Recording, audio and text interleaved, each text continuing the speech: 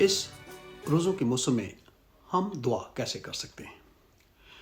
جیسا کہ آپ سب جانتے ہیں کہ دعا کرنے کے بے شمار طریقے ہیں، لیکن آج ہم دعا کے 8 طریقوں پر غور کریں گے کہ ان روزوں کے ایام میں ہم کس طرح 8 طریقے سے دعا کر سکتے ہیں۔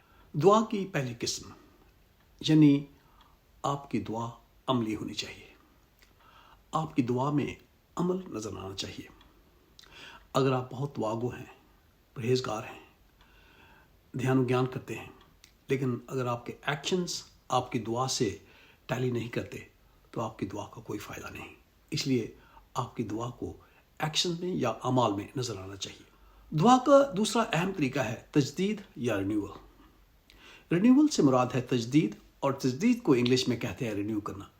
رینیو کا مطلب ہے کہ آپ ریفریش ہونے کے لیے تیار ہیں، آپ نیا ہونے کے لیے تیار ہیں، آپ نئے سرے سے زندگی شروع کرنے کے لیے تیار ہیں۔ تو یہ سب کچھ کیسے ممکن ہوتا ہے؟ یہ سب سے پہلے آپ کو خدا سے رابطہ کرنا پڑتا ہے، اور اس کے بعد شخصی رابطہ۔ جب آپ شخصی اپنے آپ سے ذاتی طور پر رابطے میں آ جاتے ہیں تو آپ خدا کو اپنے دل میں ڈھونڈنے کی کوشش کرتے ہیں۔ جیسے کہ پاک کلام میں لکھا ہے کہ ہمارا جو جسم ہے وہ زندہ خدا کی ہیکل ہے، پاک روح کی ہیکل ہے۔ تو جب آپ شخصی طور پر رابطہ میں آ جاتے ہیں تو آپ رینیول کے لیے، ریفریشمنٹ کے لیے اور تجدید کے لیے تیار ہوتے ہیں۔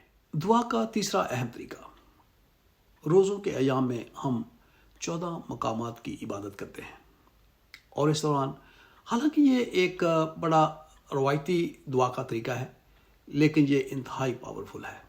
اور اس دعا کے طریقہ میں ہم مسیح خداوند کے دکھوں اور اس کی صلیبی قربانی پر غور کرتے ہیں، اور اس سے بہتر دعا ہو نہیں سکتی کہ جب ہم مسیح خداوند کے دکھوں اور اس کی صلیبی موت پر غور کرتے ہیں تو ہم اپنے آپ کو مسیح خداوند کے قدموں میں پھینک دیتے ہیں، اور مسیح خداوند یوں ہمیں برکت۔ دعا کا چوتھا اہم طریقہ ہے لیکسیو ڈوینا، جس میں لوگ خدا کے کلام پر غور کرتے ہیں۔ اور جب ہم خدا کے کلام پر غور کرتے ہیں تو ہم خدا سے رابطہ میں آ جاتے ہیں، ہم اپنے آپ سے رابطہ میں آ جاتے ہیں۔ یہ ایک دعا کا بہت پرانا طریقہ ہے، لیکن انتہائی پاورفل ہے۔ دعا کا ایک اور اہم طریقہ یہ ہے کہ لتوریائی دعاؤں پر غور کرنا۔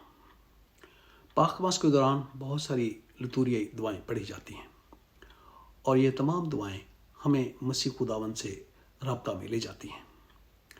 پاک نماز کے دوران ہم خدا کے کلام اور اس کے یوکرست کا تجربہ کرتے ہیں، اور یوں یوکرستی دعاؤں کے ذریعے ہم خدا کے قریب آتے ہیں۔ دعا کا چھٹا اہم طریقہ یعنی کسی پریئر گروپ کو جوائن کرنا یا نیا پریئر گروپ شروع کرنا۔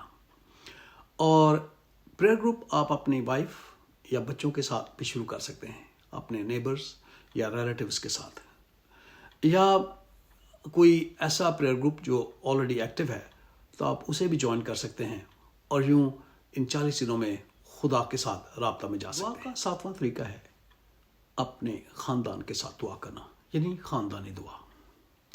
اپنے خاندان، اپنے بیوی اور بچوں کے ساتھ اپنے ایمان کو شیئر کریں، اپنے ایمانی تجربات کو شیئر کریں، خدا کے ساتھ اپنے تجربات کو شیئر کریں، اور ایسا کرنے سے آپ اپنے خاندان، بچوں اور بیوی کو ایمان کی تربیت دیتے ہیں۔